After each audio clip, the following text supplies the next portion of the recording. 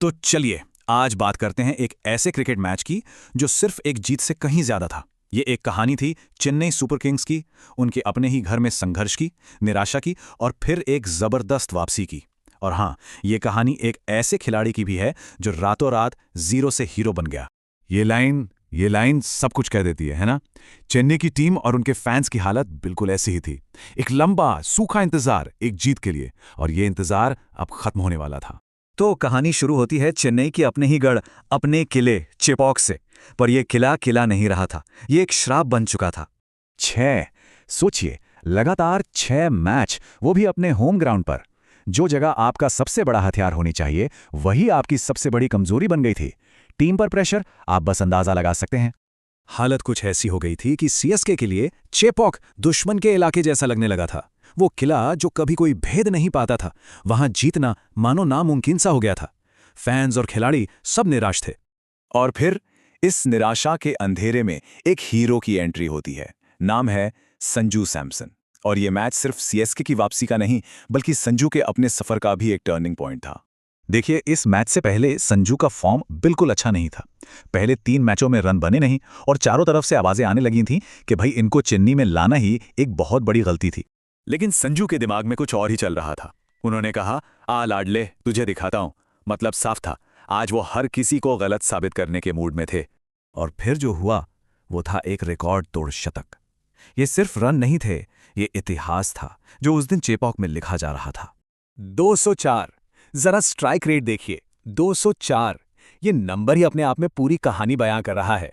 क्या तूफानी पारी थी वो। और रिकॉर्ड्स की तो जैसे झड़ी लग गई।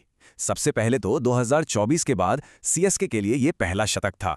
फिर इस 2026 सीजन का भी ये पहला ही शतक था। और सुनिए, वो आईपीएल की हिस्ट्री में 3 अलग अलग टीमों के लिए सेंचुरी मारने वाले पहले खिलाड़ी बन गए। और तो और चेन्नई के लिए शतक लगाने वाले पहले विकेटकीपर भी। मतलब हर तरफ से रिकॉर्ड ही रिकॉर्ड।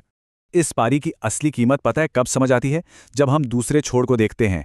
एक तरफ संजू, पहली बॉल से अटैक, 200 प्लस का स्ट्राइक रेट। दूसरी तरफ ऋतुराज गायकवाड़, जो 18 गेंदों में 15 रन बनाकर स्ट्रगल कर रहे थे। ये फर्क ही बताता है कि संजू उस दिन किस जोन में थे। तो ये तो थी बैटिंग की बात, पर पिक्चर अभी बाकी थी। संजू की इस पारी ने पूरी टीम में, खासतौर पर गेंदबाजों में, एक नया जोश भर दिया था। अब बारी थी किले की रक्षा करने की। अब देखिए, 212 रन बोर्ड पर लगाना एक बात है, पर उससे डिफेंड करना, वो भी अपनी सबसे कमजोर कड़ी यानी गेंदबाजी के साथ, ये बहुत बड़ी चुनौती थी। मैच अभी भी किसी भी तरफ जा सकता था। लेकिन उस दिन गेंदबाजों का इरादा कुछ और ही था। और फिर आया मैच का turning point. Over number 5 wicket, over number 6 wicket, over number 7 wicket, और ओवर नंबर 8 एक और विकेट। 4 ओवर 4 विकेट, और दिल्ली की चेज की कमर ही टूट गई। और कमाल सिर्फ गेंदबाजी में नहीं था, फील्डिंग भी टॉप क्लास थी। सरफराज खान का वो कैच, पॉइंट पर वो कैच देखकर सच में लोगों ने दांतों तले उंगलियां दबा लीं। ये एक टोटल टीम एफर्ट था। और आखिर में नतीजा, चेन्नई ने 23 रनों से एक बड़ी और आरामदायक जीत हासिल की। एक ऐसी जीत जिसने साबित कर दिया कि ये टीम हर डिपार्टमेंट में डोमिनेट कर सकती है।